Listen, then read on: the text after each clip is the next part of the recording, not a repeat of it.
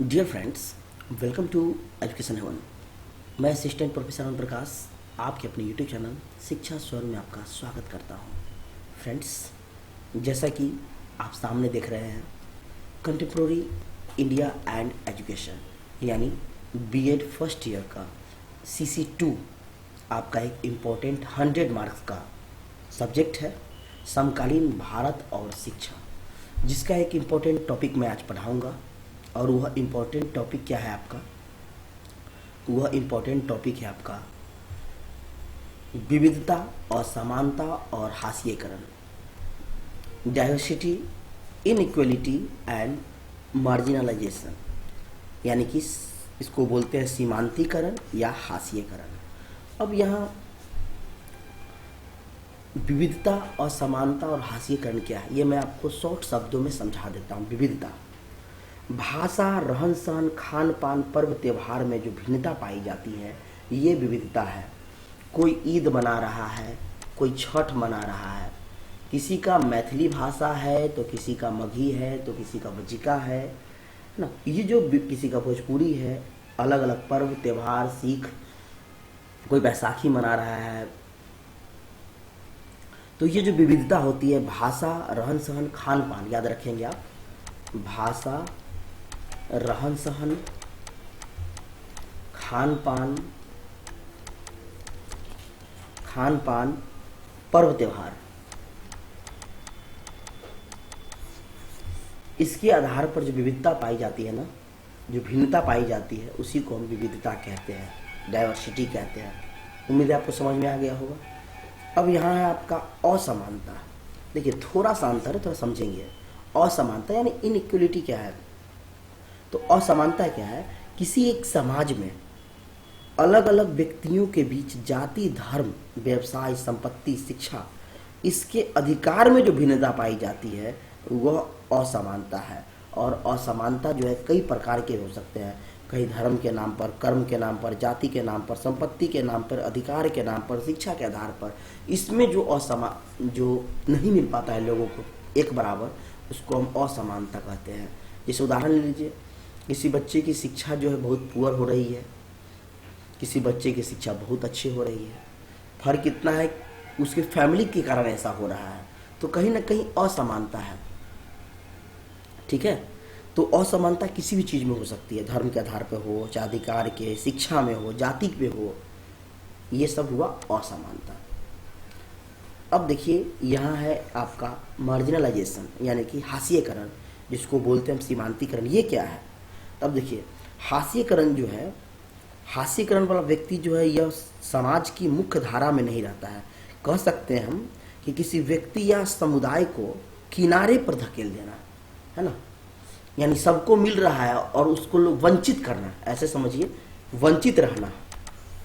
समाज में मान लेते हैं सरकार की बहुत सारी योजनाएं आई, सबको देना, और कुछ ऐसे समुदाय है उसको छोड़ देना, उस समुदाय को दरकिनार कर देना, उसी को बोलते हैं हाशिएकरण। उम्मीद है आपको विविधता और समानता और सीमांतीकरण समझ में आया होगा। ओके, तो चलते हैं आज के क्वेश्चन क्या है। भारतीय समाज में विविधता, असमानता और हाशिएकरण के शैक्षिक प्रभाव पर प्रकाश डालें। तो इस पे आपको प्रकाश डालना है। यह संपूर्ण जगत विविधताओं से भरी पड़ी है। संपूर्ण जगत कहने का मतलब, संपूर्ण जगत कहने का मतलब पूरा विश्व में जो है विविधता है। अलग अलग लोग, मैंने अभी बताया, पर्व त्योहार, भाषा, ये सब में भिन्नता है। यहाँ भिन्न भिन्न प्रकार के जीव, पेड़ पौधे, तालाब, नदी नाला आदि में यहाँ सब जगह विविधता है। ठीक इसी प्रकार से हमारे समाज में भिन्न भिन्न अलग अलग रंग, रूप, क्षमता, प्रकृति, भाषा, खान पान, वेशभूषा यानी पहनावा ओढ़ावा, धर्म, संप्रदाय आदि के समुदायों से समृद्ध है, जो हमारे समाज को खूबसूरत बनाता है। फ्रेंड्स, ये रहा आपका इंग्लिश। जिनका है इंग्लिश वो देख लीजिए, स्क्रीनशॉट ले लीजिए, क्योंकि मैं दोनों बताऊंगा तो समय आपका लैप्स हो जाएगा। जिनका इंग्लिश अच्छा है वो इंग्लिश में लिख ले। मैं आपका डिटो कॉपी करके यहाँ इंग्लिश लिखा हूँ ताकि आपका आसानी हो। नेक्स्ट, विविधता, जिसको बोलते हैं डाइवर्सिटी। भारत विविधताओं का देश है तथा प्रत्येक भाग में विविधता का समावेश है। विविधता का तात्पर्य भौगोलिक, शारीरिक, सांस्कृतिक, धार्मिक आदि में असमानता से है। इसके अलावे भी हमारे देश में प्रजाति, जाति, जनजाति, धर्म, भाषा, जलवायु, खान पान आदि के आधार पर विविधता पाई गई। मैंने आपको पीछे ही बताया है, जाति, जनजाति, धर्म, भाषा, खान पान, वेशभूषा, इन सब में जो विविधता पाई जाती है वो आपका विविधता हुआ। आगे विविधता के प्रकार, यानी कि टाइप्स ऑफ डाइवर्सिटी। विविधता के प्रकार समझिए, पहला है आपका भाषा स्तर पर विविधता, यानी diversity at the language level. क्या लेवल? Language level. अब यहां मैं विस्तार से नहीं लिखा हूं ताकि आप समझने की कोशिश करें, रटिए मत। एक टीचर आपको रटने की कभी प्रयास नहीं करवाता है, मैं आपको समझाने की कोशिश कर रहा हूं, क्योंकि एग्जाम में आप जो है अपने मन से लिखेंगे तो ज्यादा से ज्यादा लिख पाएंगे, है ना। तो भाषा स्तर पर विविधता है यहाँ। तो भाषा में आप देखते हैं कि हमारे समाज में विभिन्नता कई प्रकार के हैं। देश में हमारे जो है, देश छोड़िए समाजों में भी अलग अलग प्रकार के लोग भाषाएं बोलते हैं, ठीक है। तो भाषा स्तर पर विविधता मौजूद है।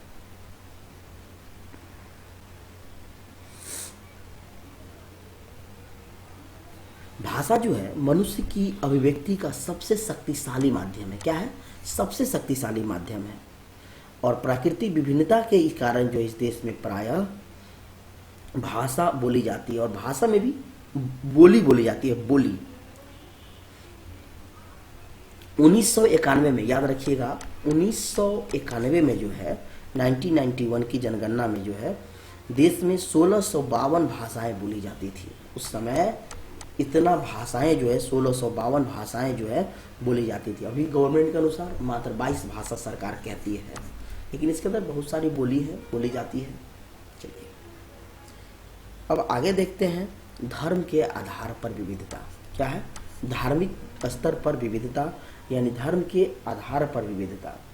विश्व के लगभग सभी देशों में अनुयायी जितने हैं लगभग भारत में रहते हैं। आप देखते हैं कि हमारे भारत में जो है हिंदू, मुस्लिम, सिख, ईसाई, इसके अलावा बौद्ध, जैन, सब लोग यहाँ रहते हैं।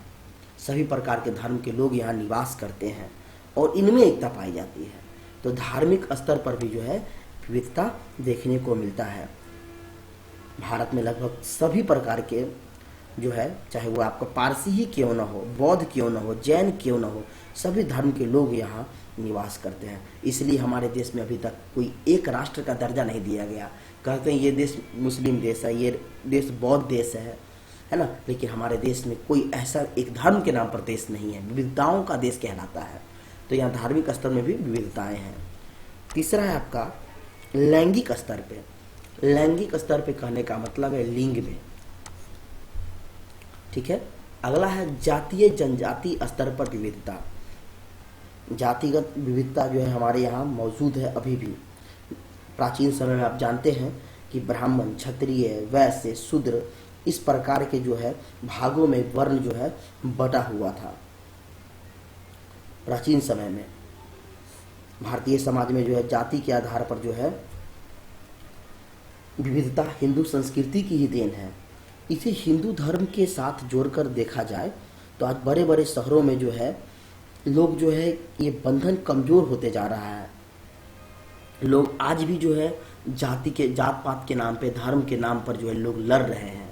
तो हमारे समाज में जो है आज भी जातीय विविधता देखने को मिलती है। अगला है आपका व्यक्तिगत स्तर पर विविधता। कौन से स्तर पर? व्यक्तिगत, यानी कि प्रश्न, ठीक है। इसमें भी लोगों की अपनी अपनी सोच होती है, अपनी अपनी तौर तरीके होते हैं रहने का। लोग अपने अपने हिसाब से वर्क करते हैं। फिर उसके बाद है आपका क्षेत्रीय स्तर पे। क्षेत्रीय स्तर पर एक ही जगह के क्षेत्र में रहने वाले लोगों में विविधता देखने को मिलता है। उनमें अलग अलग प्रकार से लेवल होते हैं, उनकी जीने का तरीका, तौर तरीका अलग होता है। नेक्स्ट है आपका सांस्कृतिक स्तर पर, यानी कि कल्चर पर जो है इसमें भी विविधता पाई जाती है। आप देखते हैं हमारे देश में लोग अलग अलग, कोई जो है ईद मना रहा है, कोई वैसाखी मना रहा है, कोई जो है आपका छठ मना रहा है, अलग अलग मतलब सबका यहाँ रहन सहन है।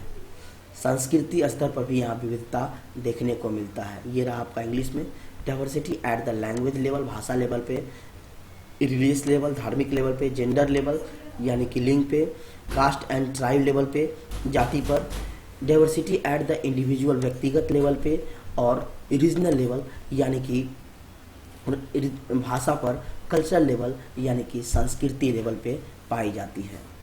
अब आता है उसमें असमानता यानी कि इनइक्वालिटी। असमानता क्या है? यदि हम असमानता को सामाजिक संदर्भ में देखें तो व्यक्तियों के आचार विचार व उनकी संस्कृति, जैसे कि भाषा, साहित्य, धर्म, दर्शन, रीति रिवाज, इन सब में अंतर पाया जाता है और यही अंतर का होना असमानता है। क्या है? असमानता। मैंने आपको पीछे भी बताया है। तो और देखते हैं इसमें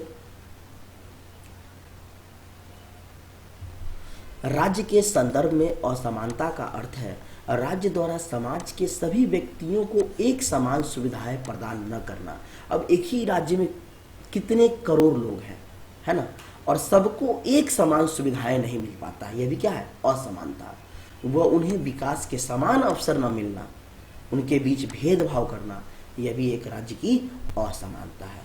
उम्मीद करते हैं मैंने आपको अभी तक दो बातें बताई है, विविधता और असमानता, दोनों आपको अच्छे से समझ में आया होगा। तो अब हम चलते हैं हास्यकरण। वो भी हास्यकरण क्या, शिक्षा में क्या है हास्यकरण, इसके बारे में। शिक्षा में हास्यकरण यानी मार्जिनलाइजेशन इन एजुकेशन। शिक्षा में हास्यकरण का अर्थ है समाज के वंचित वर्गों को शिक्षा की मुख्य धारा में लाना। किसके मुख्य धारा में लाना? शिक्षा की मुख्य धारा में लाना, जिन्हें शिक्षा के समान अवसर नहीं मिल रहे हैं। आप जानते हैं हमारे देश की शिक्षा जो है वो काफी पीछे है। कहाँ पीछे है? तो प्राथमिक स्तर पे। याद रखेंगे, सबसे ज्यादा सरकार अगर पैसा खर्च करती है तो वो प्राइमरी लेवल पे खर्च करती है, और यही शिक्षा यहाँ की मजबूत नहीं है, जिस कारण आगे चल के बच्चे को समस्याओं का सामना करना पड़ता है, आगे चल के उनको भाषाओं का सामना करना पड़ता है। अरे हमें इंग्लिश अच्छा है, इंग्लिश कमजोर है, मेरा ये विषय कमजोर है। तो ये सब शिक्षा अगर प्राइमरी लेवल पे बेस, कहते हैं ना कि जिस घर का, जिस बिल्डिंग का अगर खंभा मजबूत, पिलर मजबूत हो तो वह बिल्डिंग बहुत मजबूत होता है। तो बच्चे का अगर बेस मजबूत ना हो, फंडामेंटल मजबूत ना हो, तो उसका शिक्षा कभी भी तरक्की वाला नहीं होगा। तो हमारे समाज में जो है सबको शिक्षा में भी समान अवसर नहीं मिल पा रहा है। हमारे समाज में अनुसूचित जाति, अनुसूचित जनजाति के वर्ग हाशिए पर है। अब ये दो के बारे में क्यों चलता है? ये हुआ आपका एससी शेड्यूल कास्ट, ये हुआ आपका एसटी शेड्यूल ट्राइब। तो क्यों? क्योंकि इनमें अभी तो वर्तमान पिछले कुछ सालों में देखा जाए तो काफ़ी मात्रा में आगे बढ़े हैं, लेकिन अभी भी ऐसे आदिवासी लोग हैं जो हमारी दुनिया से अनजान है। वो, उनको ये नहीं पता है कि मोबाइल फोन्स क्या होता है, लेटेस्ट टेक्नोलॉजी क्या होता है ना। और कई लोग चांद पे यहाँ जा चुके हैं, दूसरे ग्रहों पर बसने की सोच रहे हैं, और अभी भी लोग यहाँ पुरानी दुनिया में हैं, क्योंकि उन्हें समाज में उच्च और धनी वर्गों की तरह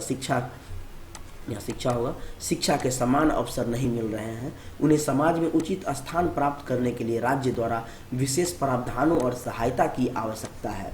सरकार बहुत हद तक कोशिश कर रही है इसको बढ़ाने का, है ना, लेकिन अभी भी इसमें आवश्यकता है विशेष ध्यान देने का।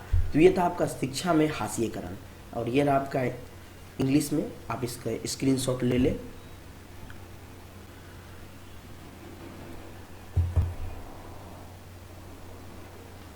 आगे देखते हैं।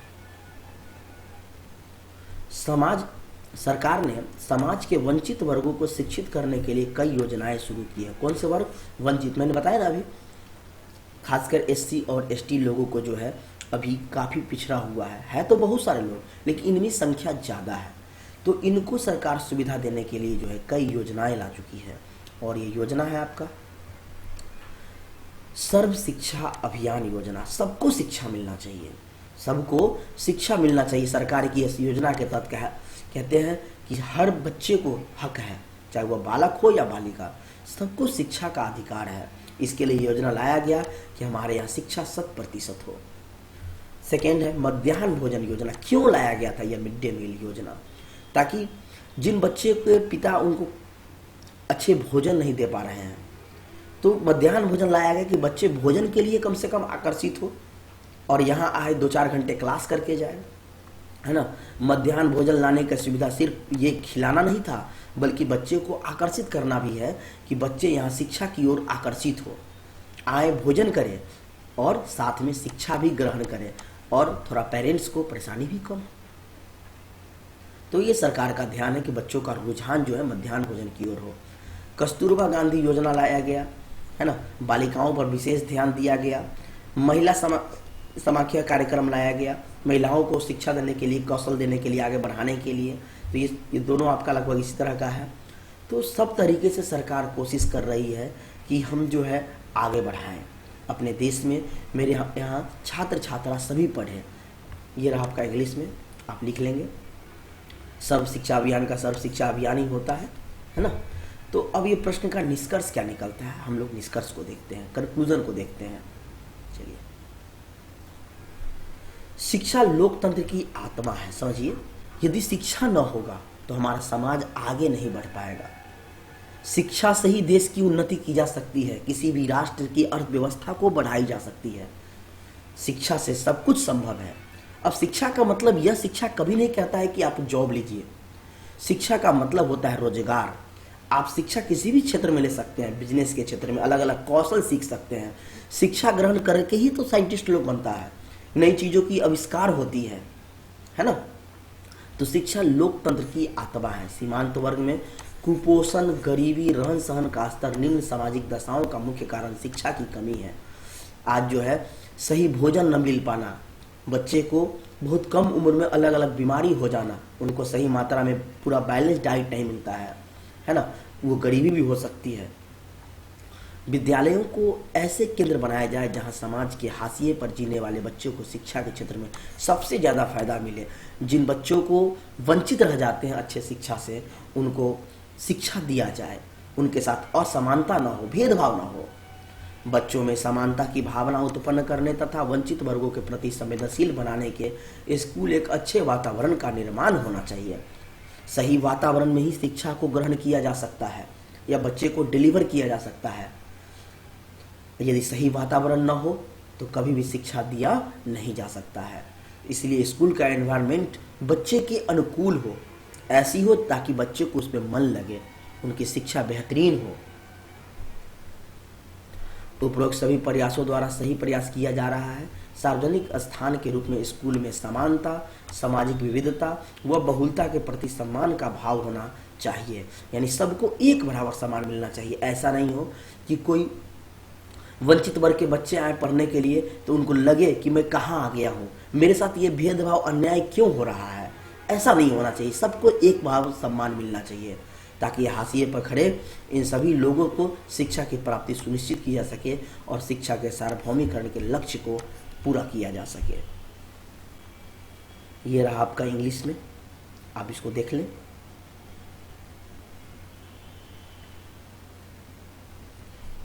तो फ्रेंड्स, उम्मीद करते हैं आपको काफ़ी अच्छे से समझ में आया होगा यह प्रश्न। और ये 3 वर्ड, विविधता, असमानता, मैंने आपको क्या बताया? विविधता, असमानता यानी डाइवर्सिटी, और इनइक्वलिटी, और क्या? सीमांतीकरण यानी कि हाशियाकरण या अधिकरण, वंचित वर्ग के लोग। तो ये तीनों बताया। अब इसी से क्वेश्चन आपको उलट पलट करके देगा, लेकिन लिखने का तरीका आपका यही है। उम्मीद है आपको रट्टा लगाना ना पड़ेगा। मैंने आपको बहुत बेहतरीन तरीके से समझाया है। तो जुड़े रहिए हमारे साथ। मैं आपको हमेशा आपके एग्ज़ाम के लिए मेहनत करता हूं ताकि आप सफल हो, और आपकी सफलता ही हमारी खुशी होगी। फिर मिलते हैं नेक्स्ट वीडियो में। तब तक के लिए धन्यवाद। Thank you for watching this video.